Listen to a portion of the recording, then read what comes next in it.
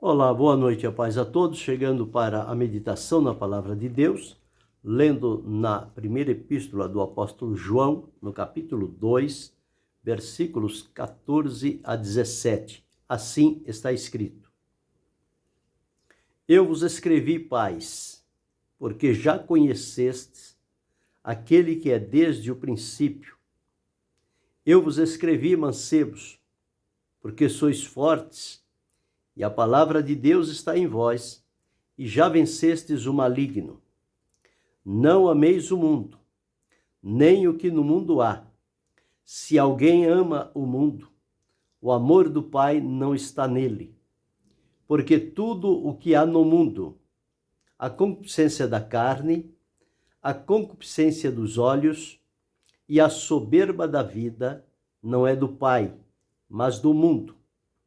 E o mundo passa, e a sua concupiscência, mas aquele que faz a vontade de Deus permanece para sempre.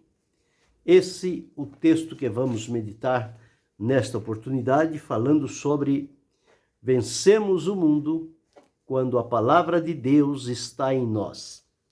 O apóstolo João, escrevendo esta carta aos servos de Deus daquela época, referindo-se a eles sobre o cuidado que se deve ter com a vida cristã, a maneira de vivê-la, porque vivemos neste mundo servindo a Deus através do Senhor Jesus Cristo, mas estamos cercados por problemas, por situações, por atrativos, por prazeres, por induções do adversário, que é o príncipe deste mundo, que domina sobre as vidas que ainda estão debaixo do seu poderio e usa-as para realizar os seus propósitos. E como servos de Deus, nós precisamos estar atentos para não sermos seduzidos e enganados com as coisas que o mundo oferece e perder a firmeza, o contato, a comunhão que temos estabelecido com Deus por meio de Jesus Cristo. Portanto, quando ele escreve isto, ele está afirmando aqui que há uma maneira de vencer todas as coisas, vencer o mundo, vencer o maligno, vencer as suas concupiscências. No primeiro versículo que li, 14, ele diz: Eu vos escrevi, pais, porque já conhecestes aquele que é desde o princípio. Vale ressaltar que João, ele difere nos seus textos 3 classificações de idade. Ele refere-se a pais, aqueles que já amadureceram, já têm experiências com Deus, portanto, são geradores de filhos espirituais. Tem a segunda classe, que são os jovens, aqueles que já estão no caminho da maturidade, prosseguindo para o amadurecimento. E por fim tem os filhinhos, são aqueles que estão começando, entrando no reino de Deus, precisam ser conduzidos com todo cuidado, com toda a orientação, oferecer-lhes a proteção, o alimento necessário e conduzi-los até que eles cheguem à idade juvenil e possam, a partir dali, então, serem encaminhados para o amadurecimento espiritual e começar a receber experiências com o Senhor. Então aqui, ele falando aos pais, que os pais já conheceram aquele que é desde o princípio, porque eles já fazem um bom tempo que estão servindo a Deus, já foram colocados em comunhão com o Senhor, já lhes foi transmitido a palavra de Deus. Outros que vivenciaram antes dele com a vida e a experiência, o testemunho fiel e verdadeiro, certamente os levaram àquele amadurecimento espiritual, que chegaram na condição de pais. E eles já conheceram aquele que é desde o princípio. E aos jovens, ele diz: Eu vos escrevi, mancebos, porque sois fortes. O mancebo, o jovem, ele é forte, ele é novo, ele tem a força, ele tem a garra, ele tem a vontade, ele tem a disposição, porém falta uma coisa, falta nele a experiência que os pais, que já não têm mais aquela força, aquela garra, aquela disposição, mas tem a experiência, tem a intimidade, tem o conhecimento, sabe o caminho pelo qual se aproximar do Senhor. Então é preciso que haja uma interligação entre essas três fases de idade, pais, jovens e filhinhos, para que todos eles, irmanados no relacionamento cristão, possam aprofundar-se e proceder com o crescimento espiritual e a capacitação para enfrentar toda e qualquer investida que venha por parte do adversário ou daqueles que ele se utiliza para isto, e que possamos vencer em nome do Senhor. E ele diz aqui: eu vos escrevi, mancebos, porque sois fortes, e a palavra de Deus está em vós. Então veja, a idade que eles estavam, o tempo que estavam servindo ao Senhor, a palavra de Deus já estava entesourada, entronizada no coração deles. Tanto é que o apóstolo diz: e a palavra de Deus está em vós. Então, eles começaram a experimentar o valor da palavra de Deus, e que a palavra de Deus ela é viva, ela é eficaz, ela é mais penetrante do que uma espada de dois gumes, ela penetra até a divisão da alma, do espírito, das juntas e medulas, e é apta para discernir os pensamentos e as intenções do coração. A palavra de Deus chega no ser humano no lugar aonde ninguém pode chegar. A divisão da alma e do espírito, das juntas e medulas. Só Deus conhece esta divisão. Então a palavra de Deus chega ali. E os jovens, eles são fortes e a palavra de Deus está neles. Porque sois fortes e a palavra de Deus está em vós, e em razão da palavra de Deus estar em vós, já vencestes o maligno. Então a palavra de Deus ela é eficiente para capacitar, orientar e dar a convicção necessária para vencer, conforme nós observamos aqui, para vencer o maligno. O maligno é o tentador. É aquele que se aparenta como sendo anjo de luz, quando é anjo das trevas. Mas ele se transfigura. Ele não se mostra como realmente é, mas ele procura mostrar-se como algo desejável, de valor. E é aí que as pessoas se enganam, porque lhes falta a experiência, lhes falta o discernimento, e então eles deixam-se levar e são levados à bancarrota. Mas aqui o apóstolo João está dizendo: eu vos escrevi mancebos, porque sois fortes, a palavra de Deus está em vós, e já vencestes o maligno. E ele faz uma advertência com relação ao mundo. Quando nós observamos a palavra de Deus, o apóstolo Paulo descreveu a palavra de Deus como sendo a espada do Espírito. A espada é um armamento para que possa atacar e defender-se de situações perigosas. A palavra de Deus é a nossa arma espiritual. Com a Escritura, que é a espada do Espírito, nós podemos enfrentar todos os dardos inflamados do maligno, toda a artimanha do adversário e vencê-los, porque a palavra de Deus nos confere este poder necessário. Então a palavra é uma das armas do cristão. E como eu disse, ela é de maneira cortante. Ela é mais profunda, mais afiada do que a espada de dois gumes. Então ela penetra em lugares onde ninguém conseguiu chegar. E a palavra de Deus, ela é inflamável, ou seja, aonde ela toca, ela incendeia. Este é o poder que há na palavra de Deus. A palavra é como fogo também. Então nós precisamos entender isto. E por ser também a palavra de Deus. Foi o que o apóstolo disse. E a palavra de Deus está em vós.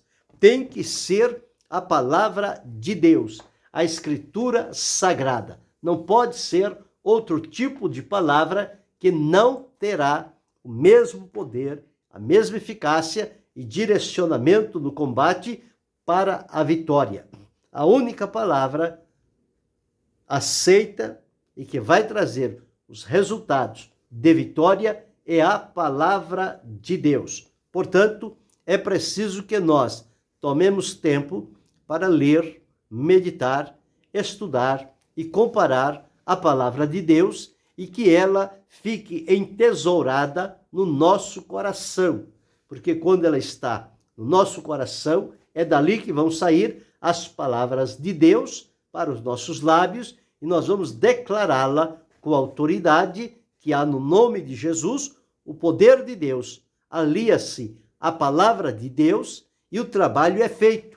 E o adversário, o maligno, ele é vencido em nome do Senhor e pelo poder da sua palavra, conforme Jesus venceu lá no momento da tentação, quando o adversário, usando a palavra de modo simplório, achando que somente a citação da palavra tinha alguma função, mas provou-se ineficaz. Jesus tinha a palavra em si e ele mesmo é a palavra de Deus. E, portanto, quando ele disse, também está escrito, com aquela certeza, com aquela garantia, com aquela convicção, o adversário que estava somente fazendo de conta, ele sentiu-se intimidado pelo poder da palavra de Deus e não pôde ir adiante com Jesus. Mas Jesus o venceu pelo poder da palavra de Deus. Então, ele se retirou. Quando ele é resistido, ele não permanece. Ele sabe que a coisa deu ruim para o lado dele e ele precisa bater em retirada. É o que o apóstolo Tiago deixou escrito. Sujeitai-vos, pois, a Deus, resisti ao diabo e ele fugirá de vós. Como é que nós o resistimos? Com uma vida santa e com a palavra de Deus integrada na nossa vida. É assim que vamos vencer todas as investidas e artimanhas do adversário que se levantaram contra nós. Então João estava advertindo, avisando aos pais, aos jovens e aos filhinhos sobre esta condição que nós vivemos aqui no mundo e elas podem surgir a qualquer momento.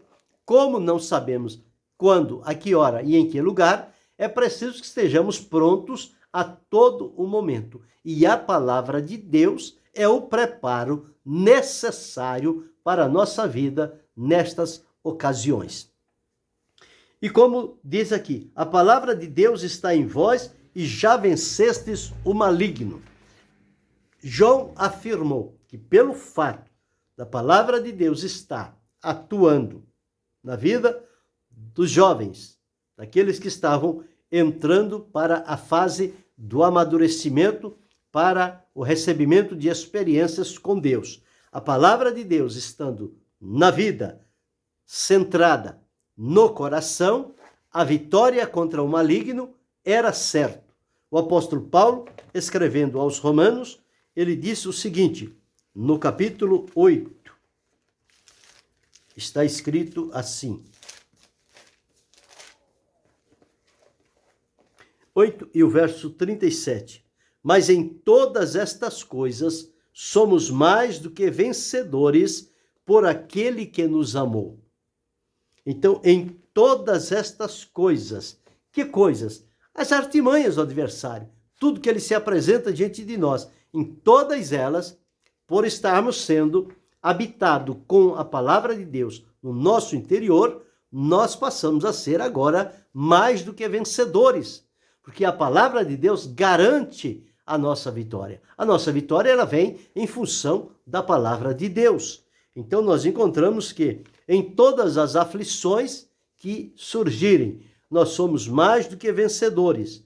somos mais do que vencedores, pelo poder que há no sangue de Jesus, que é colocado à nossa disposição. Nós podemos clamar pelo sangue de Jesus. Também a palavra de Deus, que está entesourada no nosso coração, é a fonte de poder, de autoridade com a qual faremos frente a toda a artimanha do maligno para também, em nome do Senhor Jesus, vencê-lo. E então nós somos mais do que vencedores por aquele que nos amou. Deus nos faz mais do que vencedores quando nós nos ocupamos em estarmos unidos e ligados a Ele pela comunhão, e a palavra de Deus está em nós, entronizada no nosso coração. Então ela vai nos conferir o poder, vai ser a plataforma por onde o Senhor Deus há de manifestar-se, e nós vamos então alcançar grandes vitórias pelo fato de estarmos centrados na palavra de Deus e com o olhar voltado para o Senhor. E ele passa então a dizer, bem, como a palavra de Deus está em vós, já vencestes o maligno, então ele diz agora, não ameis o mundo. Não é porque a palavra de Deus está em vós que pode andar, viver e participar de qualquer coisa. Não, ele diz, não ameis o mundo, nem o que no mundo há. Então, o conselho aqui é não amar o mundo e nem o que no mundo há. E afirmou, dizendo, se alguém ama o mundo, o amor do Pai não está nele. Então, quem tem o comprometimento com Deus e a sua palavra, precisa ter bem definida esta situação. Não se deixar levar para ter qualquer tipo de amor ou admiração pelo mundo, porque tudo o que há no mundo não procede de Deus. Porque o mundo jaz no maligno. É assim que João descreve a condição deste mundo. E ele diz-nos aqui, porque tudo o que há no mundo. Então, o que é que há no mundo? Ele resume em 3 coisas principais. Primeiro, ele diz, a concupiscência da carne, a soberba, a vanglória, a ostentação, o desejo desordenado, os apetites incontroláveis. Então, a concupiscência da carne, a concupiscência dos olhos. Não pode ver nada que os olhos já se ressaltam. E aquilo que os olhos fixam, o coração passa então a desejar. E aí está feito um caminho entre os olhos e o coração, e aquilo que era para ser evitado passa a encontrar um caminho aberto para entrar ao coração e ficar ali na escondida. E também a soberba da vida. A soberba, o orgulho, a vaidade. Tudo isto, ele diz que é do mundo, não é do Pai, mas é do mundo. Então, qual é o conselho de João para nós? É para que não venhamos a nos familiarizar com o mundo. O apóstolo Tiago disse, se alguém quiser ser amigo do mundo, constitui-se inimigo de Deus. E João deixou escrito, não ameis o mundo. E o apóstolo Paulo, escrevendo aos Romanos, ele disse, e não vos conformeis com este mundo. Não é para pegarmos a forma do mundo, os hábitos que há no mundo, mas precisamos ter o nosso caminho diferenciado, porque nós, embora vivendo neste mundo, não fazemos mais parte dele, porque pertencemos agora ao Senhor. Ele nos redimiu e nos comprou com o preço do sangue de Jesus Cristo. Nós agora somos propriedade exclusiva de Deus. Deus é o nosso dono. Ele reina sobre nós. Então, não vos conformeis com este mundo. Quer dizer, as ilusões que aparecem e pode despertar alguma vontade, algum interesse em alguém. Os intentos humanos, os planos mirabólicos que as pessoas fazem com a mente do mundo, não pode nos atingir e nos despertar a motivação para fazer de igual maneira. Também os prazeres da vida, que se apresentam por aí como sendo algo natural, quando na verdade são prazeres alimentados pelo poder que há no mundo. E também porque este mundo está num estado de perversão, de destruição, de contaminação. Esta é a condição em que há este mundo. Então, e ele diz, não ameis o mundo, nem o que no mundo há. Então, para que não haja em nós o acesso à concupiscência da carne, à concupiscência dos olhos e à soberba da vida, qual deve ser a nossa atitude? À luz da palavra de Deus, nós precisamos atentar para o que Jesus disse, que ficou registrado pelo evangelista Mateus, no capítulo 26, o versículo 41, Jesus falando, ele disse assim, vigiai e orai, para que não entreis em tentação. Na verdade, o espírito está pronto, mas a carne é fraca. Então, a vigilância, aliada com a oração, vai nos dar o suporte necessário para nós enfrentarmos e vivermos neste mundo sem deixar de sermos por ele influenciados, dominados ou direcionados, mas que vamos ter aqui a nossa vida de acordo com o propósito e a vontade de Deus, para que o poder do mundo, o poder do pecado que opera no mundo através destas coisas que ele oferece, nós só conseguiremos vencer através de oração e vigilância. Orar é suplicar a Deus a sua graça, a sua misericórdia, o livramento, que nos fortaleça, que nos ajude, que nos oriente a vencer. E a vigilância é estar sempre atento a todo instante, a todo lugar, porque nós não sabemos de onde pode proceder alguma coisa do maligno, que é própria do mundo. Então, a oração com a vigilância é uma espécie de blindagem sobre a nossa vida, pela qual nós vamos continuar a nossa caminhada com Jesus sem abrir nenhum tipo de brecha para que o adversário encontre caminhos de entrada para vir à nossa vida e então nos levar à derrocada espiritual. Mas que possamos seguir o conselho de Jesus, vigiai e orai. Vigilância e oração é algo que não deve tirar férias, é algo que não podemos descuidar a todo instante, seja em casa, seja na condução, seja no trabalho, seja na escola, seja no lugar que for. Precisamos viver em constante oração, aliado com a vigilância, porque o momento ele se apresenta de maneira inesperada. Então, se nós estamos capacitados com a palavra de Deus, orientados pelo Senhor a não amar o mundo, não desejar as coisas que o mundo oferece e vivendo uma vida disciplinada diante do Senhor, regrada a oração e vigilância, certamente os impactos não terão valia na nossa vida, porque eles vão encontrar em nós a resistência, porque vamos vencê-lo através da oração e da vigilância. Então, orar e vigiar para que possamos assegurar a nossa vitória diante do Senhor.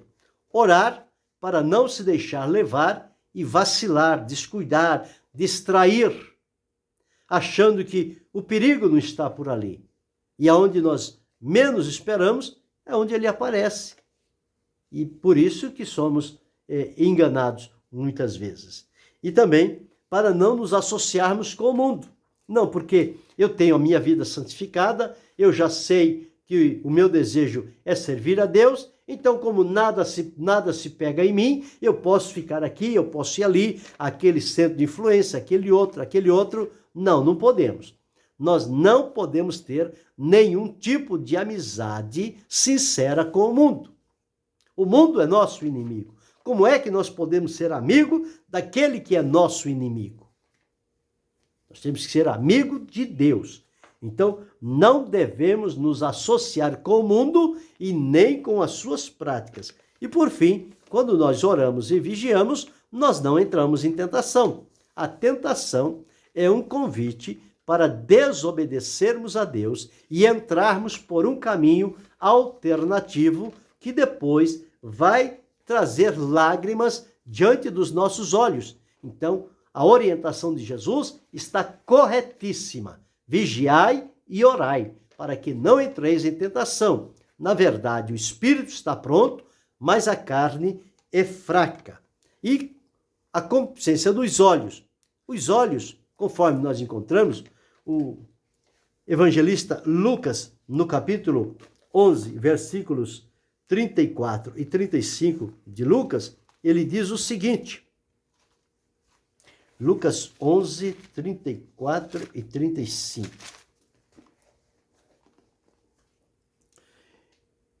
A candeia do corpo é o olho. Sendo, pois, o teu olho simples, também todo o teu corpo será luminoso. Mas se for mau, também o teu corpo será tenebroso. Vê, pois, que a luz que em ti há não sejam trevas. Então, observando aqui, o cuidado que temos que ter com os nossos olhos, com a nossa visão, porque ali fala sobre a concupiscência dos olhos. Então, aquilo que vemos. Então, nós já vimos a vigilância, a oração e a vigilância para combater a concupiscência da carne. Agora, para o olho é a luz do corpo. A iluminação para o caminho, ela se dá através da nossa visão.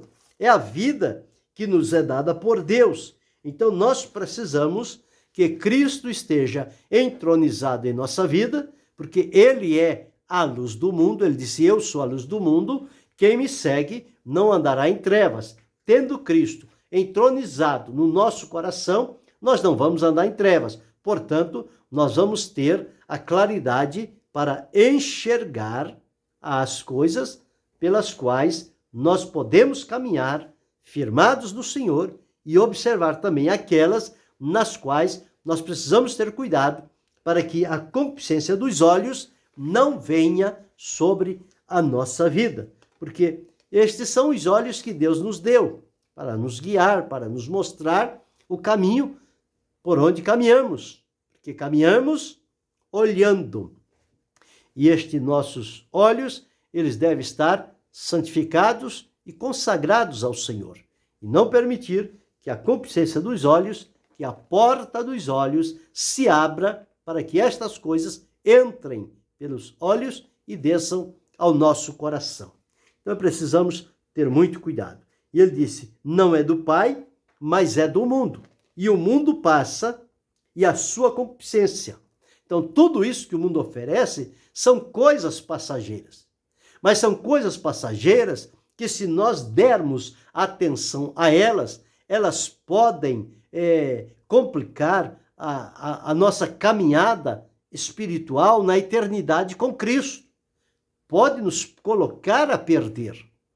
Por isso, o cuidado do apóstolo João em orientar, em direcionar, em aconselhar de maneira clara e definida, para que nada ficasse sem o entendimento, mas que tudo pudesse ser compreendido para viver o momento e saber que o mundo passa e a sua concupiscência, mas aquele que faz a vontade do Senhor permanece para sempre. Então, quem se dispõe a fazer a vontade de Deus precisa viver dentro desta condição, com vigilância, com cuidado, cuidando da maneira como o olho vê, aonde ele é colocado, tudo isso para que não haja nenhum tipo de associação ou amizade com o mundo e venha se corromper. E diz-nos, por fim, que aquele que faz a vontade de Deus, que vence, conforme os mancebos, a palavra de Deus está em vós, e já vencestes o maligno, então o mundo vai passar, a concupiscência da carne, a dos olhos, a soberba da vida, tudo isto vai passar. mas quem fizer a vontade de Deus, este permanece para sempre. Então nós observamos aqui que chegará o momento em que o Senhor virá e aqueles que se mantiveram firmes e fiéis em temor e obediência, observando a palavra de Deus cuidadosamente, eles serão levados para a presença do Senhor. Viveram no mundo, atravessaram estes momentos, foram sentenciados pelas situações que o mundo oferece, pelos seus prazeres, seus deleites, suas concupiscências, mas não se deixaram levar por elas, porque tinham um compromisso assegurado com o Senhor e se mantiveram fiéis. E no momento certo, o Senhor então os tira do mundo e leva à mansão celestial. Então aqui estão conselhos da parte de Deus para a nossa vida. Então, para vencer o maligno, nós precisamos ter a palavra de Deus entesourada no nosso coração. Nós precisamos conhecer a palavra, exercê-la conforme a orientação do Espírito para a nossa vida, e nós precisamos saber que a palavra de Deus é a garantia da nossa vitória. E então não vamos deixar de nos conformar com este mundo, mas procurar a cada momento a renovação através da palavra de Deus para nos mantermos no caminho agradável diante do Senhor. E atentando para o conselho de Jesus, a vigilância e a oração, para não cair em tentação, não se deixar levar pelas concupiscências, tanto da carne quanto dos olhos, e nem pela soberba da vida. Mas que possamos ter os nossos olhos ungidos para ver onde estamos andando, por onde andamos, e para nos livrar de caminhos maus e saber que está chegando logo, logo o momento de que tudo isto vai passar e o Senhor Deus vai levar-nos à mansão celestial. É o desejo, é a alegria, a esperança, é a expectativa do nosso coração estarmos juntos com o Senhor para desfrutarmos com Ele a eternidade maravilhosa que Ele preparou para cada um de nós. Sigamos por este caminho, atentos à palavra de Deus, fechando todas as brechas e oportunidades pelas quais o adversário procura entrar para fazer estragos na nossa vida. Mas mantenhamos uma vida santa, pura, vigilante e segura na presença de Deus, sobretudo com a palavra de Deus entronizada no nosso coração. E com esta certeza, nós vamos também dizer como o apóstolo disse aos mancebos: e já vencestes o maligno. Nós estamos vencendo e haveremos de vencê-lo até o fim, com todos os recursos que Deus colocou à nossa disposição. Que assim seja, que Deus continue abençoando-nos em Cristo Jesus, não só hoje, mas para todo sempre. Amém.